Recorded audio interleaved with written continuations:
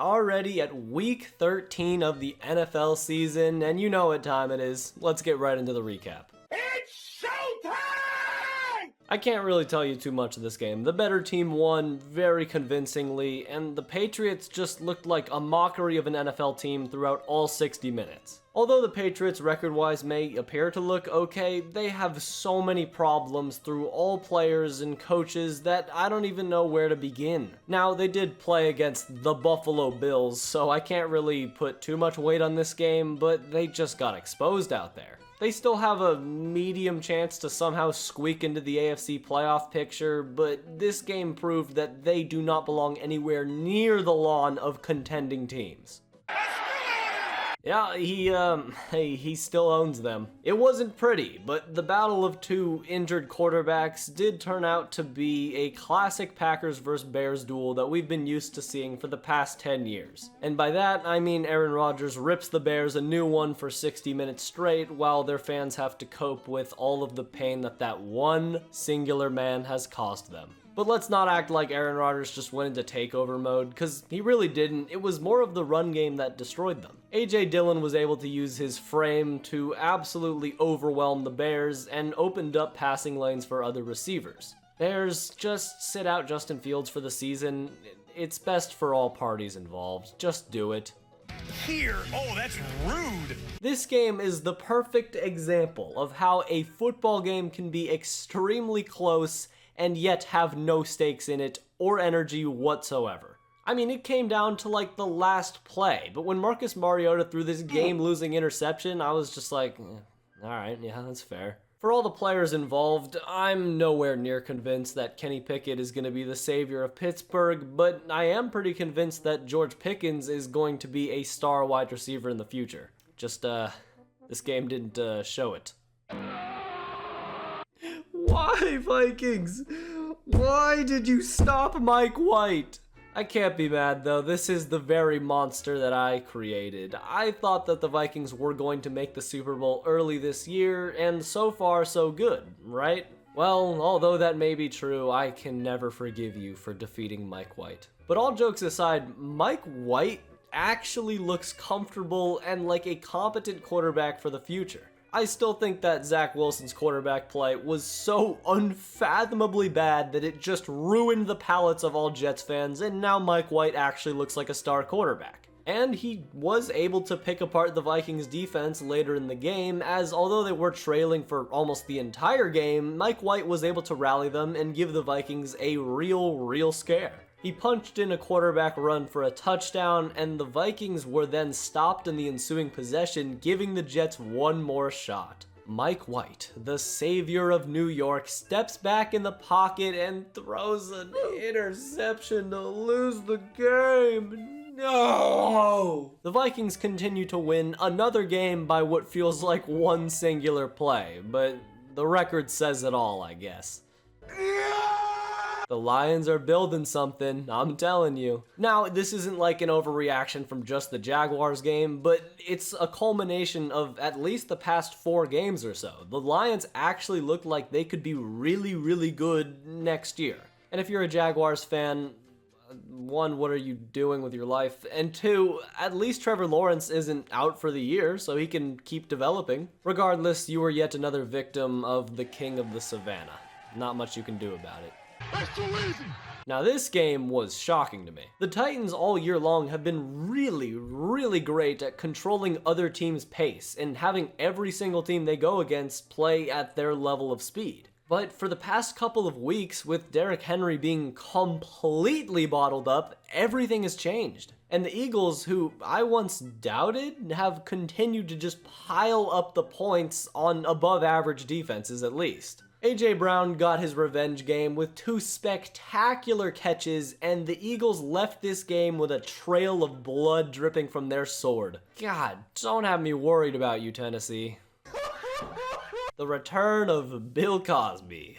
Man, he could not have had a worse first game. But he also could not have picked a better team to have a worse game against, and of course it's his former one. If I would have predicted that the Texans would win 1 game all year long, I still would be disappointed in this team. Like I've said over and over in the recaps, this Texans team is just dead and devoid of all talent. And Deshaun just kind of looked uncomfortable out there the entire game.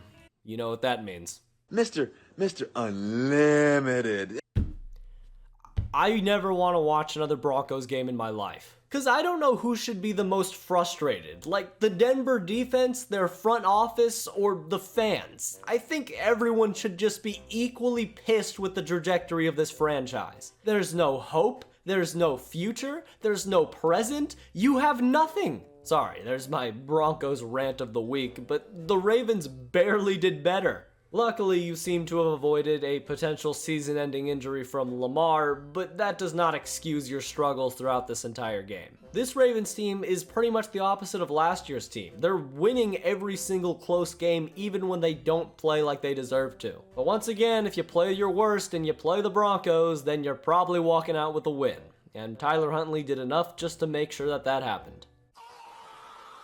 Well, the Giants and the Commanders kind of just offset themselves in terms of mediocrity throughout this entire game. You would think that I would have a ton to say about a game that went into overtime and ended in a tie, but there really wasn't any action in the entire second half at all. And this game really didn't have too much at stake either, as both teams will either just miss the playoffs straight up or get bounced in the first round. Nothing happened. I mean, how much more do you need before the Niners prove themselves as serious Super Bowl contenders? But with Jimmy Garoppolo now being out for the season, that might be a blow just too big for you to overcome. But as for this game alone, they were able to make Tua as uncomfortable as he's been in his entire career, as taking away his first option and his first read on just about every play was enough to completely stifle him. And once again, the Niners were able to just win a war of attrition, as Brock Purdy was able to just make the throws just good enough to get first downs and churn up yardage to kill more clock. Now your entire season, and possibly the next couple years of your franchise because you traded your picks away, rest on the hands of Mr. Irrelevant. I am so amazed that the Rams were able to play the Seahawks this close. I mean, John Wolford and Brandon Powell as your wide receiver quarterback duo? Regardless, I did say they were close, meaning they didn't get there all the way, falling just short of Geno Smith's amazing play, which resulted in Tyler Lockett and DK Metcalf running all over them through the air, resulting in multiple touchdowns, including a game winner. And your pick just keeps getting better and better for the Lions. Help me!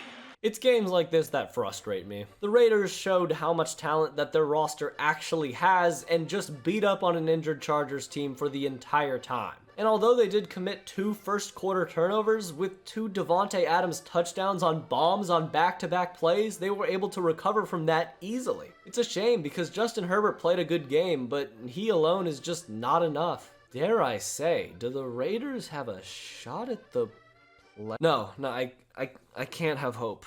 I can't. This was some high-tier football. The Bengals are exactly what you want to see if you're trying to win a Super Bowl. Start out slow and slowly ramp your way up to where you want to be at your peak. All in all, the Bengals' best asset in this game was the ability to shut down Travis Kelce and make Mahomes look uncomfortable. And I think what this game showed is that the Chiefs still do miss Tyreek Hill. It might not be obvious, but maybe deep into the playoffs, not having that spark plug receiver is going to cost them. But it's all speculation, we'll just have to see. Joe Burrow is really good at football though, I'll tell you that. Whoa, hey. An utter blowout. I'll give it to the Colts though. It wasn't over until the Cowboys just unleashed the floodgates in the fourth quarter, burying the Colts in the process. I have no idea how the Colts even got on Sunday Night Football in the first place, but what else do you want to hear?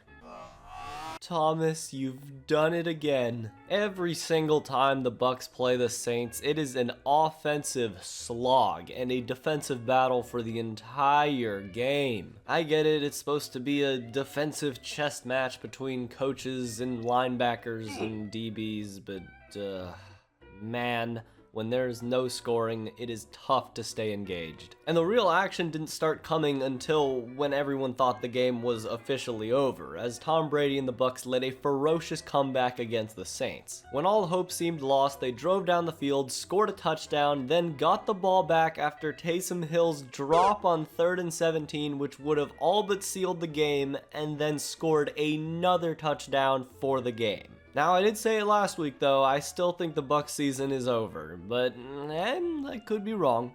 Anyways, if you enjoyed this video, then subscribe, because I got a lot of videos on the channel just like this one, and if you like this video, then you should watch this video right here on every NFL team's worst blown call against them. It's pretty good, trust me. Anyways,